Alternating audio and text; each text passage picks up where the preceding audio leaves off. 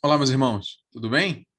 Queria convidar vocês a separarem um tempinho para meditarmos na palavra do Senhor. Nosso texto hoje está lá em Êxodo, capítulo 11, todo o capítulo, versículo 1 até o versículo 10, tá? Então, Êxodo, capítulo 11. Já aconteceram as 9 primeiras pragas ou sinais de Deus no Egito. E agora o Senhor vai anunciar através de Moisés, e Moisés ao faraó, a sua 10ª praga, que sabemos que será a última, a derradeira, e o próprio texto nos apresenta isso. O texto fala assim, eu vou ler aqui. Disse o Senhor a Moisés, ainda mais uma praga trarei sobre o Egito e sobre o faraó. Depois ele vos deixará ir daqui, deixando-vos ir a todos, com efeito vos expulsará daqui. Fala agora aos ouvidos do povo que cada homem peça ao seu vizinho e cada mulher à sua vizinha joias de prata e joias de ouro. E o Senhor deu ao povo graça aos olhos dos egípcios. Além disso, o varão Moisés era muito grande na terra do Egito, aos olhos dos servos de Faraó e aos olhos do povo. Então, essa primeira parte, vemos como Deus anuncia a Moisés o que vai acontecer. E ele fala assim: olha, essa vai ser a última. Depois dessa, Faraó vai deixar vocês saírem. Na verdade, ele vai expulsar vocês aqui. Ele não vai só deixar vocês saírem, como ele vai querer que vocês saiam da terra. Então, se preparem. Diga para todo mundo do povo já pedir para o seu vizinho, para sua vizinha, joias de prata e de ouro, que servirão de sustento para vocês ao longo da caminhada até a terra prometida. Vai servir como um espólio. A figura que é essa.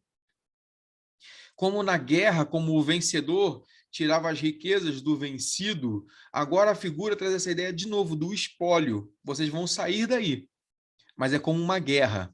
Eu estou vencendo os egípcios, os deuses egípcios, e vocês não vão sair de mão vazia. Não, perceba que não é a questão aqui de dizer que os hebreus vão enriquecer, e aí, como algumas pessoas podem imaginar, então nós, como cristãos, vamos enriquecer. Não, a figura aqui é uma figura de uma guerra. Deus está travando uma guerra contra os deuses egípcios. E ao final da guerra, o vencedor leva o espólio de guerra, a recompensa de guerra, que são as riquezas do povo vencido. É isso que essa figura aqui quer introduzir na cabeça deles, na mente deles, para que eles possam entender, ok? O Senhor vence, ele é o vencedor, não há ninguém que possa resisti-lo, não há inimigo que se levante diante dele. E ele está expoliando, então, os egípcios através aqui dos hebreus. Podemos continuar confiando que o Senhor, ele é o grande vencedor e que ninguém pode resisti-lo. Versículo 4.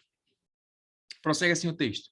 Depois disse Moisés a Faraó: assim diz o Senhor: à meia-noite eu sairei pelo meio do Egito, e todos os primogênitos na terra do Egito morrerão, desde o primogênito de Faraó, que se assenta sobre o seu trono, até o primogênito da serva que está detrás da mó, e todos os primogênitos dos animais. Pelo que haverá grande clamor em toda a terra do Egito, como nunca houve nem haverá jamais. Mas contra os filhos de Israel, nem mesmo um cão moverá a sua língua, nem contra o homem, nem contra o animal, para que saibais que o Senhor faz distinção entre os egípcios e os filhos de Israel. Então, todos estes teus servos descerão a mim, se inclinarão diante de mim, dizendo: sai tu e todo o teu povo que segue as tuas pisadas. Depois disso eu sairei. E Moisés saiu da presença do faraó ardendo em ira, pois o Senhor dissera a Moisés: Faraó não vos ouvirá, para que as minhas maravilhas se multipliquem na terra do Egito. E Moisés e Arão fizeram todas essas maravilhas diante de Faraó, mas o Senhor endureceu o coração de Faraó, que não deixou ir da sua terra os filhos de Israel. Então, Faraó agora recebe a notícia por parte de Moisés do que iria acontecer.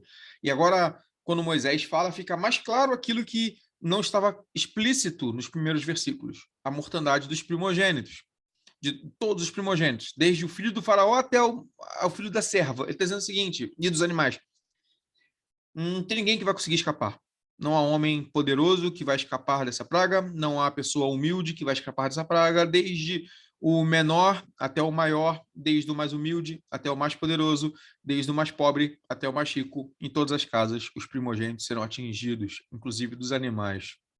Vai haver um grande clamor e choro na terra do Egito, como nunca aconteceu. Mas o versículo 7 diz: mas contra os filhos de Israel, Não.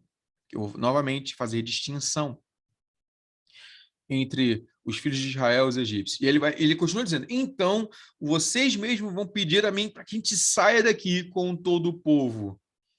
Isso está no versículo 8.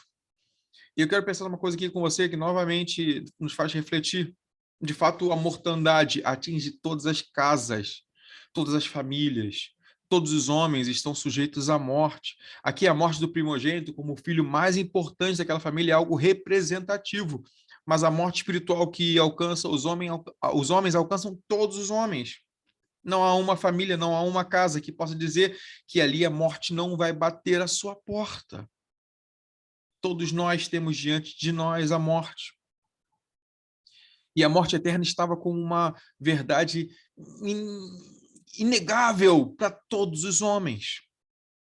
A única distinção são os filhos de Deus. Sobre estes, a morte não toca. Sobre estes, não há mais o risco nem o temor da morte eterna, porque o Senhor os protege. E depois veremos como isso vai acontecer nos capítulos seguintes, a figuração do sangue do cordeiro sobre as portas, mas o fato é até aqui que nós somos livres da morte, porque o Senhor nos guarda, nos protege. Morremos a morte física, mas sabemos que ela não é o fim, na verdade, só fechamos os olhos aqui neste mundo e abrimos na glória com o Senhor, então nós não morremos, já passamos da morte para a vida.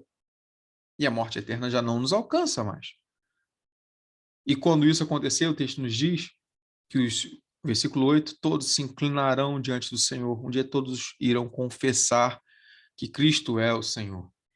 É interessante que o final do versículo 8 diz que Moisés sai da presença de Faraó ardendo em ira, porque ele sabe que nem assim Faraó vai ouvir. Porque o Senhor já tinha dito a ele, Faraó não vai ouvir as minhas palavras, Faraó não vai ouvir vocês e não vai deixar o povo ir. Fale, mas Faraó não vai ouvir.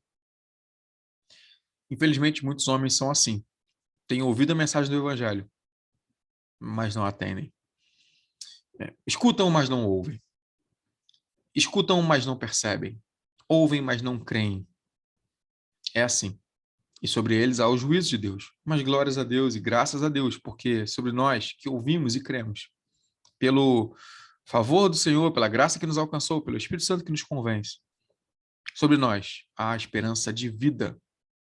Não há mais morte. Louvemos ao Senhor, glorifiquemos o seu nome.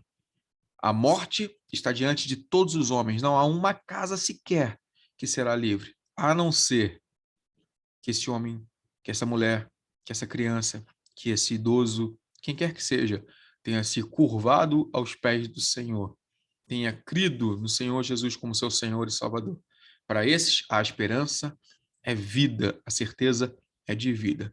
Que o Senhor nos abençoe. Amém.